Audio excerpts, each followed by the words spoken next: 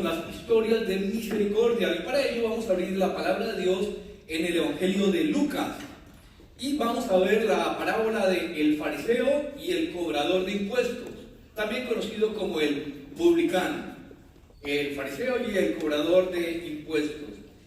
¿Cómo sé que soy digno? ¿Cómo sé que yo soy aceptado? ¿Cómo sé que valgo la pena? Todo ser humano tiene un hambre, y es un hambre profunda de ser aceptado por Dios, de ser aceptado por otras personas.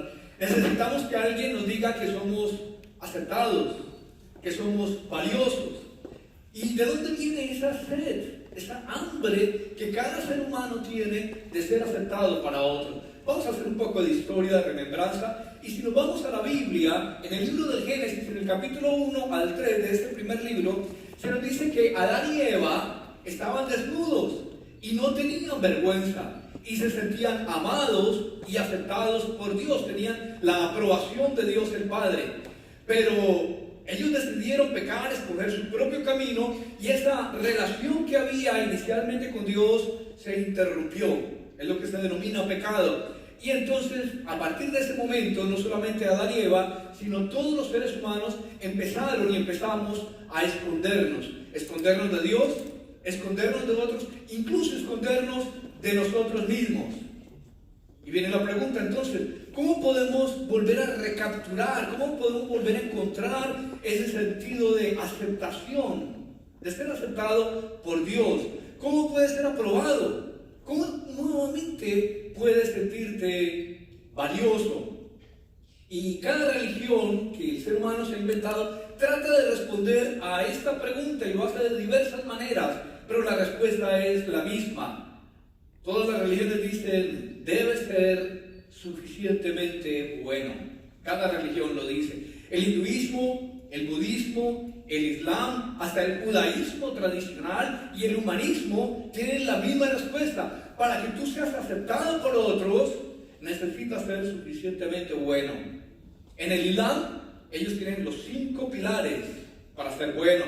En el budismo, el nirvana. El nirvana, tú hablas con un budista y ellos dicen que después de la transmigración de las almas o la metempsicosis, después de muchas vidas de estar dando vueltas de un lado para otro, de reencarnando en sapo, en rana, en puerco, en persona, en gato, en pulga, después de todo eso tu vida se va perfeccionando, dicen ellos, y entonces al final de los tiempos, cuando te conviertas en bueno, vas a ser una gota de agua pura, que vas a desembocar en el océano de la nada. O sea, toda la vida te la vas a pasar sufriendo y luchando para llegar a ser una preciosa nada. El hinduismo dice que debes cumplir las 4 etapas para poder llegar a ser bueno. El judaísmo tradicional dice que debes guardar los 613 mitzvot o mandamientos que se encuentran tanto en el Talmud como en el Tanaj o en el Antiguo Testamento. Pero el cristianismo responde a esta pregunta que hemos hecho: ¿cómo puedo ser aceptado, valorado de una manera diferente, más bien de una manera opuesta? Y veamos la respuesta de Jesús a esa pregunta: ¿cómo puedo ser yo aceptado? Miremos lo que dice el Mesías en esta historia de misericordia. Lucas capítulo 18, verso 9 al 4. Abra su Biblia. Lucas capítulo 18, verso 9 al 4 está en el Nuevo Testamento. Es el tercer evangelio, escrito por el médico amado, por un historiador que nos narra estas historias de misericordia. Si ya lo encontró, repita conmigo amén. Amén. Dice así la poderosa palabra de Dios: a unos que confiaban en sí mismos como justos y menospreciaban a los otros, dijo también esta parábola. 2 hombres subieron al templo a orar. Uno era fariseo y otro publicano, cobrador de impuestos. El fariseo, puesto en pie, oraba consigo mismo de esta manera: Dios, te doy gracias porque no soy como los otros hombres, ladrones, injustos, adúlteros, ni aún como este publicano. Ayuno 2 veces a la semana, doy diezmos de todo lo que gano. Mas el publicano, estando lejos, no quería ni aún alzar los ojos al cielo, sino que se golpeaba el pecho diciendo: Dios, sé propicio a mí, pecador. Os digo que este descendió a su casa justificado. Repitan conmigo esta palabra, justificado. Justificado. Todos, por favor, justificado. Justificado. De eso se trata el tema del día de hoy, de ser aceptado, de ser justificado. Os digo que este descendió a su casa justificado antes que el otro, porque cualquiera que se enaltece será humillado, y el que se humilla será enaltecido. ¿Cuál es la idea central? Hoy verás cómo Dios llena tu necesidad de ser aceptado y de ser valorado.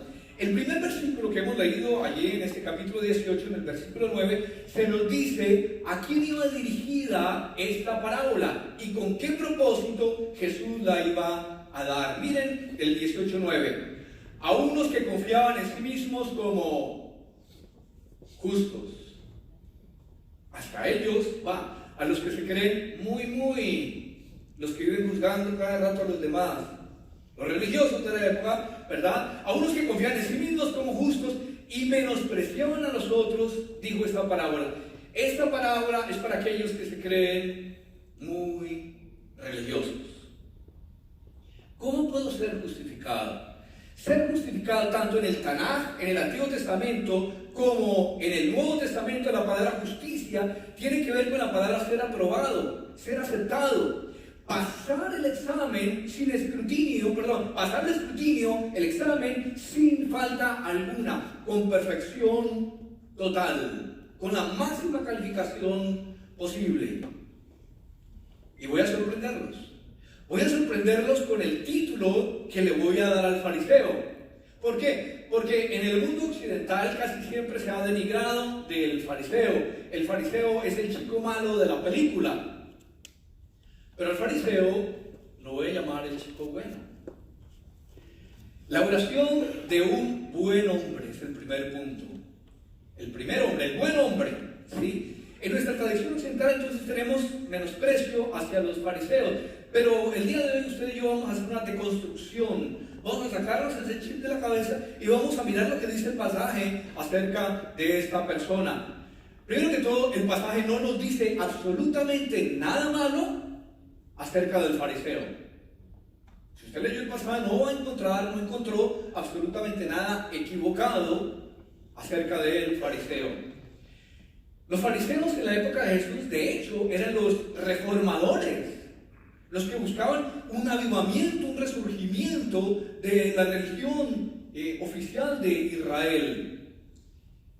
Había varios grupos, y uno de los grupos eran los saduceos, y los saduceos eran el grupo predominante, eran la mayoría en Israel de la época de Jesús. Ellos tenían control del templo, ellos tenían control del sacerdocio, ellos tenían control de la política, e incluso ellos permitían que los opresores romanos les cobraran impuestos. Ellos eran los que estaban a cargo absolutamente de todo, toleraban la ocupación romana y habían dejado que la búsqueda de Dios del Antiguo Testamento, por quién es Dios, no tanto por cosas que hace Dios, sino por quién es Dios, no les interesó, y ellos dejaron que la religión decayera en Israel. Los saduceos no creían en la resurrección del alma, no creían que había otra vida, que era el grupo mayoritario, pero había un grupo minoritario, que era al cual pertenece el fariseo, los fariseos, y eran la minoría. Ellos sí creían en la resurrección, ellos sí creían en la vida futura. Estoy dando mis argumentos para mostrar el punto de que este no era un hombre malo.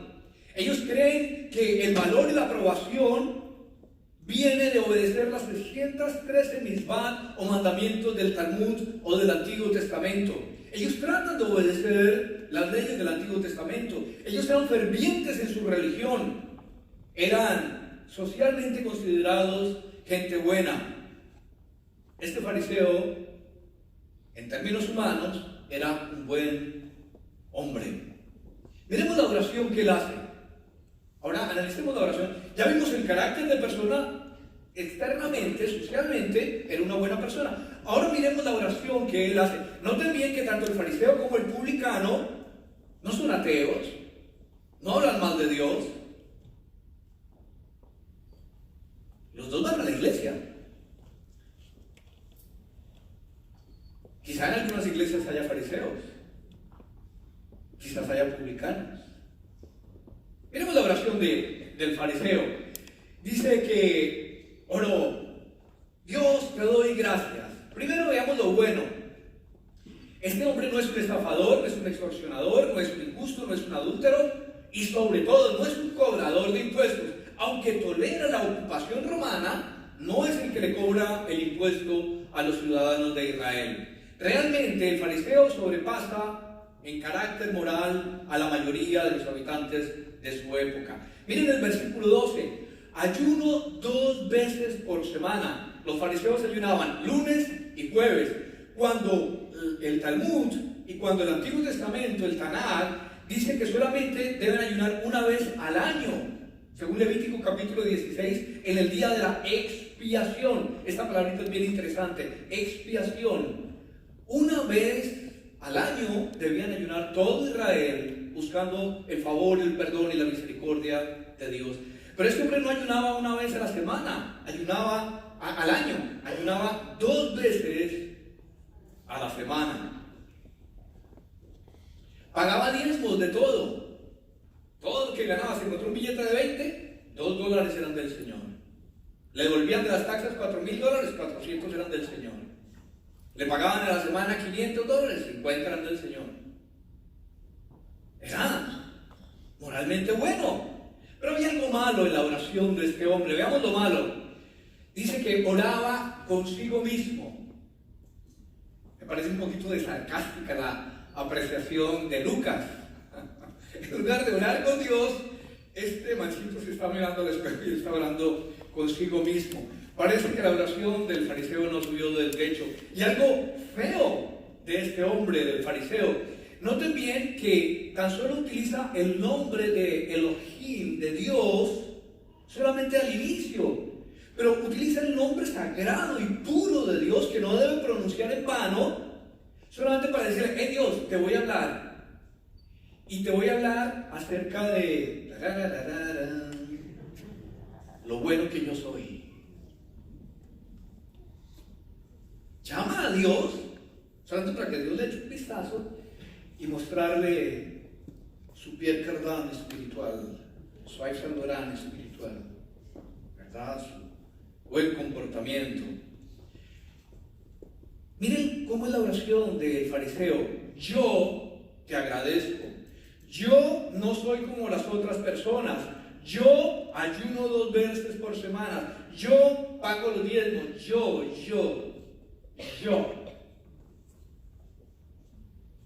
Dios. ¿Estás hablando conmigo, Dios? Yo. En esta oración, Él no pide nada a Dios. En esta oración, Él no adora a Dios. En esta oración, Él no ve su culpa, no ve su pecado. Él aparenta hablar con Dios y lo hace en voz alta para que los demás escuchen. Uy, este man sí es bien religioso. Él no está hablando con Dios. Él está hablando consigo mismo, como dice Lucas, y también para que los demás lo vean como supuestamente Él es de bueno. Pero hay una profunda inseguridad. Dime de qué presumes y yo te diré de qué adoleces. Este hombre está presumiendo de su mucha religiosidad. Le está diciendo a Dios: Dios, necesito que veas que soy un buen hombre para que me aceptes. Recuerden que el tema es ser justificado, ser aceptado. Este hombre está buscando aceptación y le está mostrando sus credenciales al Señor. Y entonces él empieza a compararse con otros.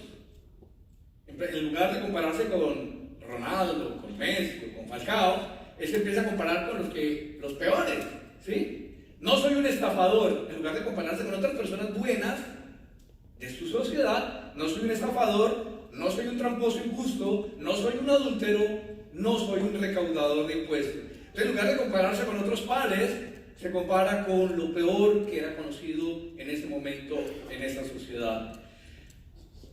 Veamos ahora la oración del mal hombre. El fariseo, entonces, en resumen, era una buena persona, socialmente hablando. Veamos la oración del mal hombre, Lucas 18:13.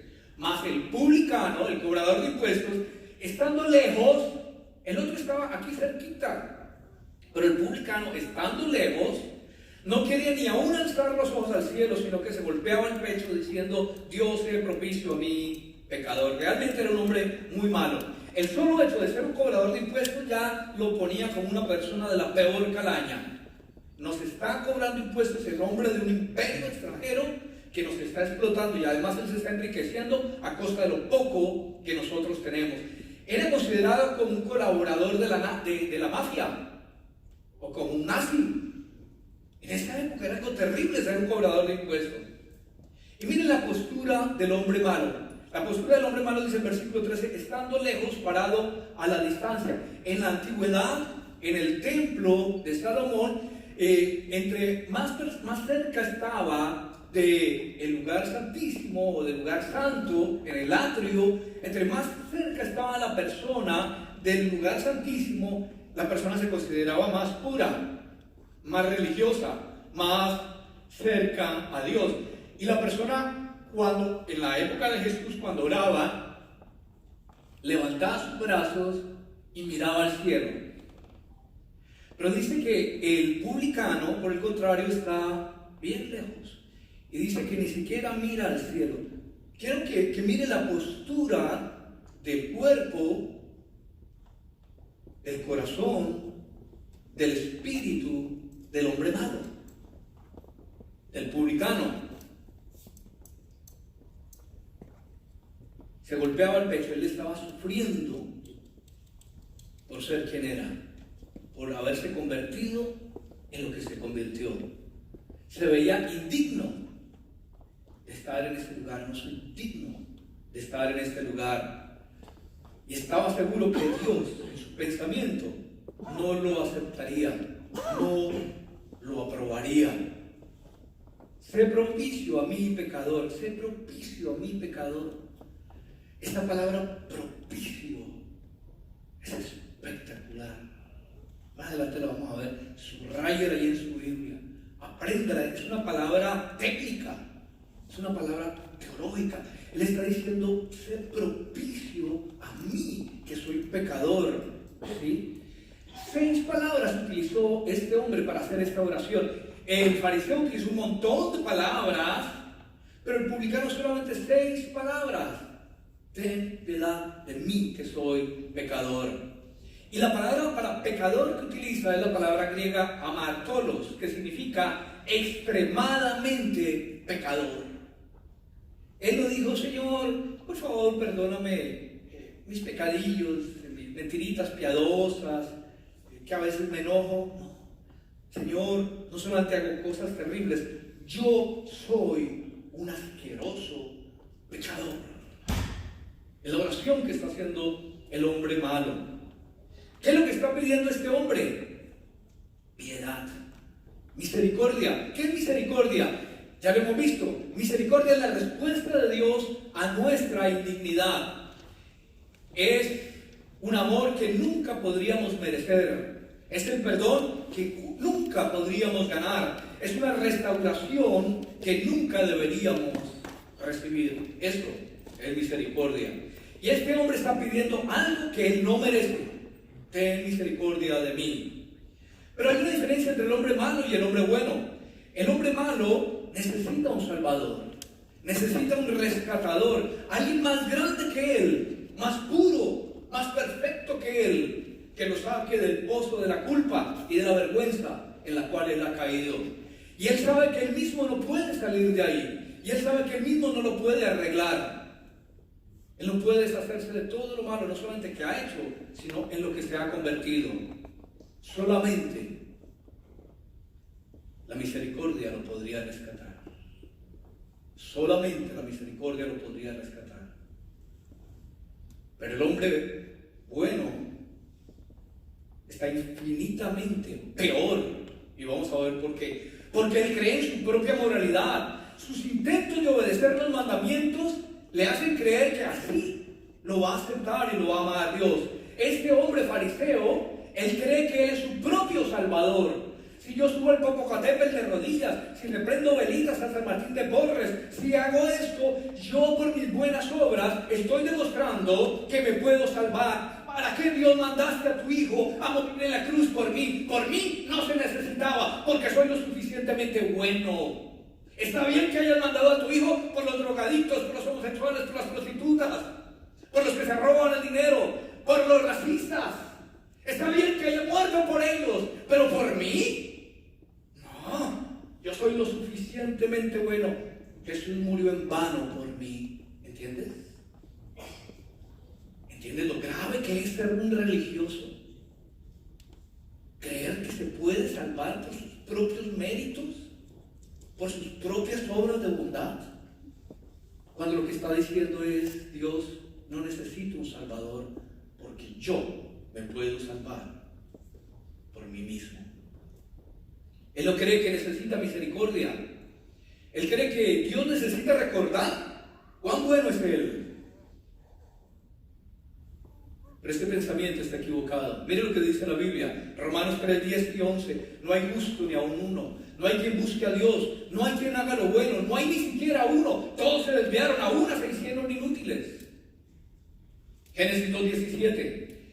Dios le dice a Adán y a Eva: porque el día que peques, ciertamente morirás. Desde ahí el ser humano ha tratado de ser aceptado.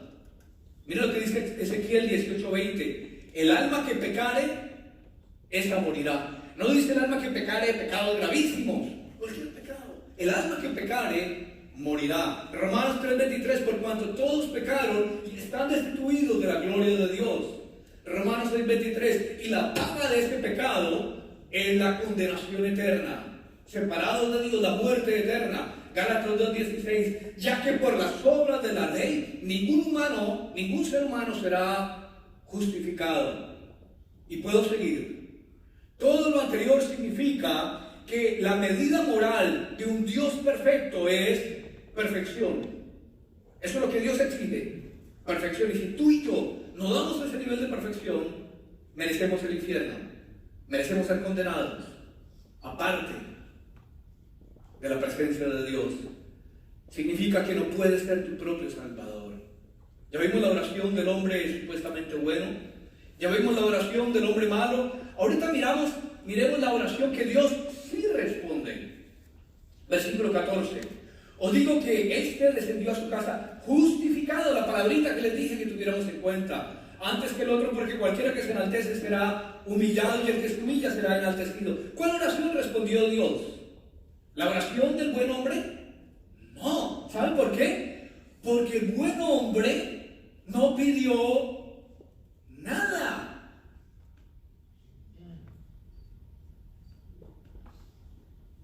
En su oración él no pidió nada. Él solamente le dijo: look at me, mírame, cuán bueno soy.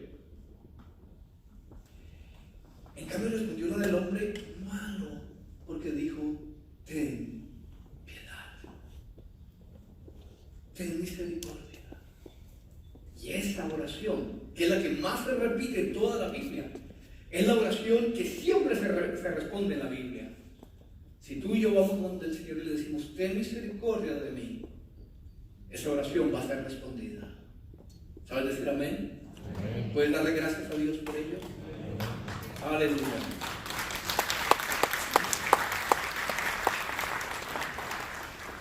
Si usted se compara con los demás, como dice Desiderata, te volverás vano y amargado, buscando aceptación, y Dios nunca te va a aceptar de esa manera.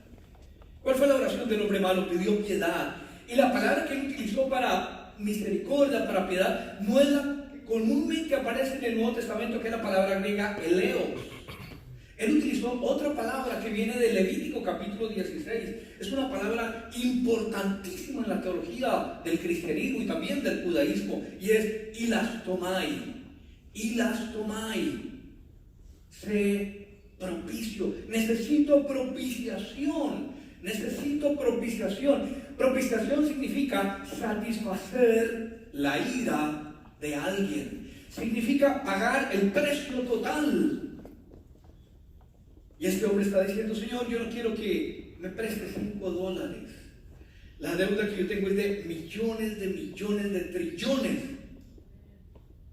Y solamente un hombre justo, un cordero puro, inocente, la puede pagar. No te estoy pidiendo $5, Dios Padre. Te estoy pidiendo el Cordero de Dios que quita el pecado del mundo. Esa es la oración que Dios responde. Porque es tan grave la falta que $5 no lo puede pagar. Que subir al Popocatépetl o a las Tres Cruces o a Monterrate no lo puede pagar. Que ponerle velitas a la Virgen del Carmen no lo puede pagar. Es solamente cuando corres a la cruz y te amarras a esa cruz y pides perdón y misericordia, es cuando los brazos del Padre se extienden y dice: concedido, concedido, concedido. Pedid y se os dará, buscad y hallaréis. ¿Cree que es pedir carro, Mercedes-Benz, casa nueva? No, es pedir misericordia, porque el que pide recibe, y el que busca encuentra, y el que toca se le abre. Pida misericordia y encontrará misericordia. En el Antiguo Testamento esta palabra propiciación tiene que ver con el templo judío. El templo judío estaba dividido en 3 partes: el atrio, el lugar santo y el lugar santísimo. Al lugar santo solamente podrían entrar algunos sacerdotes. Al lugar santísimo solamente podía entrar una persona una vez al año, el día de la expiación.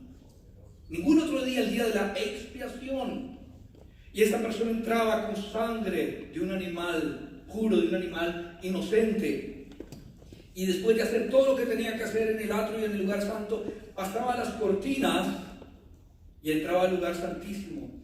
Y esa sangre la derramaba sobre el arca del pacto, y dentro de la caja, porque en una caja había 3 cosas: los 10 mandamientos, el maná y la vara de Aarón. Y había una tapa que tapaba la caja. Esta tapa se llamaba el propiciatorio. Y la oración del hombre malo es: sé propicio.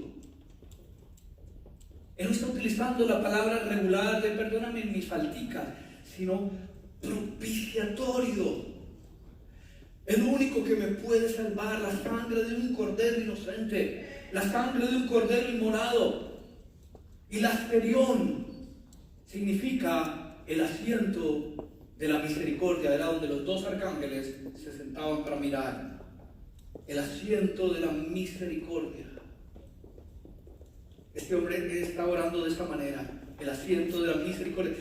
Este término y la asterión solamente se repite por segunda vez y no más en el Nuevo Testamento, en Hebreos 2:17, que dice: por eso tenía que hacerse todo semejante a sus hermanos, para venir a ser un sumo sacerdote misericordioso y fiel en el servicio delante de Elohim, de Dios, para expiar, nuevamente el día de la expiación, para expiar los pecados del pueblo.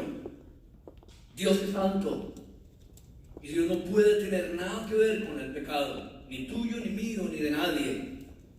Pero su profundo amor y su misericordia le hicieron enviar a su Hijo Jesús a morir en la cruz en nuestro lugar, a que derramara su sangre sobre el propiciatorio. Ese es un amor que no merezco.